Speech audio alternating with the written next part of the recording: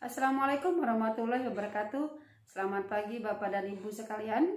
Pada kesempatan kali ini, perkenalkan nama saya Muslimah. Saya guru IPA dari SMP Negeri 1 Metro Lampung. Nah, pada kesempatan kali ini, saya akan melakukan pengembasan guru pembelajar seri AKM yang sudah saya lakukan atau saya ikuti beberapa hari yang lalu. Nah, untuk lebih jelasnya bagaimanakah pembelajaran guru belajar pada seri AKM, mari simak video berikut ini. Baiklah Bapak dan Ibu, setelah tadi saya sudah memperkenalkan diri dan tujuan kita pada video pembelajaran kali ini adalah tentang pengembasan tentang AKM, analisis kompetensi minimal, maka saya akan tampilkan PPT yang sudah saya buat. Oke. Yang sekarang adalah guru pembelajar. Kita akan masuk ke guru pembelajar seri AKM. Saya sendiri bernama Muslimah seperti yang sudah saya perkenalkan tadi. Oke, apakah yang akan dibahas pada saat guru masuk ke guru belajar seri AKM? Sebenarnya ada beberapa yang kita pelajari. Yang pertama adalah pengantar program BIMTEK guru belajar AKM. Jadi kita akan diberikan pengantar. Kemudian yang kedua, kita akan diperkenalkan dengan konsep AKM. Kemudian yang selanjutnya, teknik pelaksanaan AKM. Bagaimanakah teknik pelaksanaan AKM itu? Kemudian asesmen literasi membaca tingkat SMP. Jadi ada asesmen literasi membaca tingkat SMP-nya. Kemudian ada asesmen numerasinya. Kemudian ada tindak lanjut laporan hasil AKM. Kemudian ada asesmen pasca program guru belajar seri AKM. Nah, kita nanti akan melewati program-program ini ketika kita belajar guru belajar seri AKM.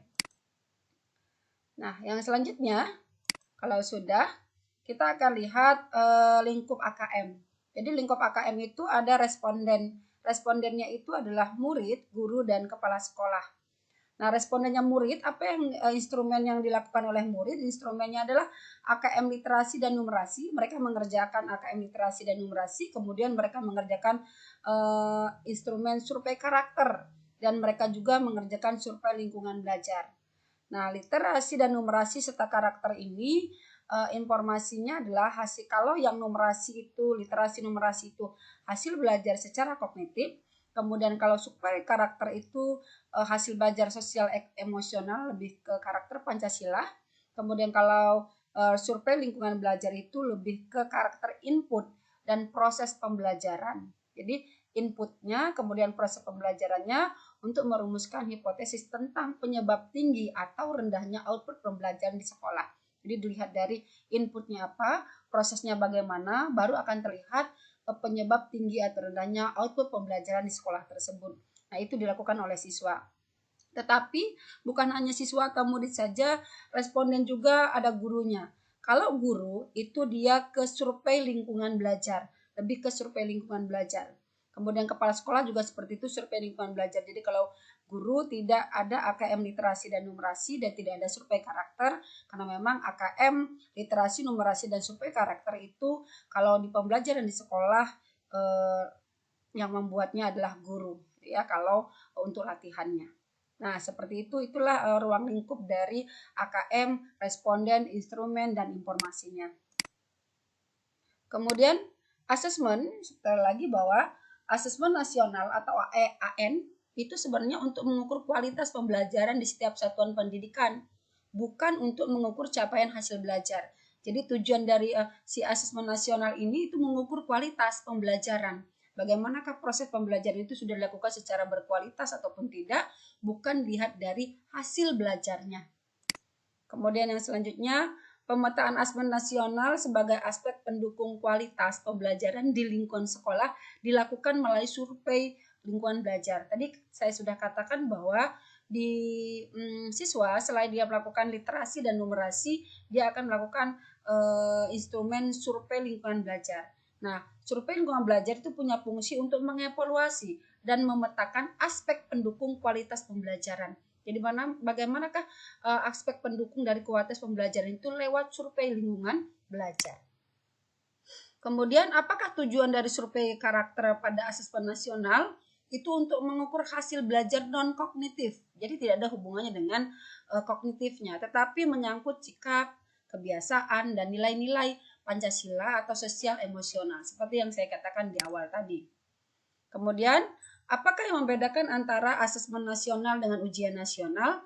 Tentunya berbeda. Kalau dulu kita ujian nasional itu untuk semua siswa kelas 6, 9, dan 12 yang dilakukan selama 4 hari. Tetapi kalau ujian asesmen nasional itu tidak di semua siswa, hanya sampel saja. Nah, ini dilakukan tidak di kelas ujung, tetapi justru di kelas yang menengah. Maaf, ini kelas 5, 8, dan 11 ya, bukan kelas 4. Kelas 5, 8, dan 11. Itu pelaksanaannya tidak selama 4 hari, tetapi pelaksanaannya selama 2 hari saja. Kemudian, bagaimanakah ragam butir soal AKM? Kalau biasanya kita di UN itu kan ragam soalnya cuma hanya pilihan ganda, tetapi kalau pada AKM ini ada pilihan gandanya, ada isian singkatnya, ada uraiannya, ada menjodohkannya. Ketika SD itu akan ada sebanyak 30 soal, dan SMP, SMA itu sebanyak 36 soal. Nah, AKM, konten dalam literasi membaca, mencangkup teks informasi dan teks fiksi. Jadi kalau AKM konten literasi kan tadi AKM ada 2, ada literasi sama numerasi. Nah, kalau dia literasi itu di dalamnya mencakup teks informasi dan teks fiksi. Yang teks informasi itu berisikan informasi dan informasi fakta, jadi ada fakta-fakta yang sudah ditampilkan di dalam soalnya berupa cerita. Kemudian ada teks fiksi itu juga dia berupa cerita. Nah, ciri-ciri soal AKM. Ciri-ciri soal AKM itu siswa mampu mengaplikasikan konten pembelajaran ke dalam kehidupan sehari-hari sehingga harus relevansi dengan dunia nyata. Jadi kalau kita lihat soalnya pun itu sudah masuk ke dunia nyata. Bentuk-bentuk soalnya adalah bentuk-bentuk siswa diajak untuk berpikir ke dunia nyata. Nah, kemudian kalau komponen AKM numerasi itu kontennya di sini. Ini yang saya ambil dari sumber guru belajar AKM, jadi saya ambil dari sana. Kontennya seperti ini. Kalau bilangan itu meliputi ada representasi, sifat urutan, operasi beragam jenis bilangan, termasuk bilangan cacah, bulat, pecah, dan desimal. Kemudian mengukur dan geometri. Pengukuran dan geometri itu ada panjang, berat, volume, debit, serta satuan luas menggunakan satuan baku. Kemudian ada data dan ketidakpastian itu meliputi pemahaman, interferensi, serta penyajian data maupun peluang. Kalau aljabar itu lebih ke persamaan dan ketidakpersamaan, relasi fungsi, termasuk pola bilangan, serta rasio dan proporsi. Kemudian kalau proses kognitifnya, pada saat AKM itu ada pemahaman, ada memahami fakta, prosedur serta alat matematika, kemudian penerapan mampu menerapkan konsep matematika dalam situasi nyata, kemudian bernalarnya adalah matematika untuk menyelesaikan masalah bersifat non-rutin. Kemudian kalau konteks personal berkaitan dengan kepentingan diri secara pribadi, sosial budaya berkaitan dengan kepentingan antara individu, budaya, dan isu kemasyarakatan. Kalau saintifik itu berbicara tentang isu, aktivitas, serta fakta ilmiah baik yang telah dilakukan maupun futuristik. Nah, ini adalah contoh yang sudah saya ambilkan dari guru pembelajaran. Jadi kita akan ditampilkan bentuk soal seperti ini. Ada ini data, kalau kita lihat ini seperti kehidupan sehari-hari, memang sudah siswa digiring untuk berpikirnya ke dunia sehari-hari. Nah, jadi seperti ini, ada kamar tidur anak, dan seterusnya. Kemudian masih dilanjutkan lagi seperti ini. Nah, lalu dari cerita ini kita dikasih masalah. Pak Ali membeli bidang tanah yang luasnya 1 hektar. Pak Ali ingin mengalokasikan hanya 15 meter persegi saja dari 1 hektar itu, dia mengalokasikan 15 meter persegi saja dari tanah tersebut untuk dibuat halaman rumah. Mengalihkan 15 meter dari tanah tersebut untuk dibuat halaman rumah. Apakah Pak Ali bisa membangun rumah yang ideal? Nah, Pak Ali hanya ini dikasih data. Dikasih data seperti ini, maka kita harus wajib menyimpulkan apakah iya ataukah tidak. Nah, berdasarkan data yang pertama tadi. Jadi ini sesuai dengan dunia nyata. Nah, setelah kita diberi contoh seperti ini, maka kita akan diberikan soal. Ada soal bentuknya seperti ini. Dari soal bentuk seperti ini pun soal dunia nyata. Tabel berikut menunjukkan tabel harga dan diskon beberapa toko. Semua toko tersebut menjual barang yang sama. Jadi toko itu semuanya menjual barang yang sama dengan produk yang sama dengan merek yang sama, ternyata setiap toko ini memiliki diskon yang berbeda-beda. Nah, diskon yang berbeda-beda dari harganya yang sama. Baju itu semuanya sama, celana sama, tetapi dia membuat diskon setiap toko berbeda-beda. Nah, dari ini kita disuruh membuat 3 soal. Terserah kita membuat 3 soal itu seperti apa. Nah, ini yang saya tampilkan hanya ada 1 soal saja. Jadi saya buat soalnya seperti ini. Werni pergi ke pasar untuk membeli baju dan celana. Jika Weni ingin membeli baju dan celana dengan harga termurah, maka Weni harus membeli di toko apa? Kita akan bisa lihat, anak-anak akan pasti tahu.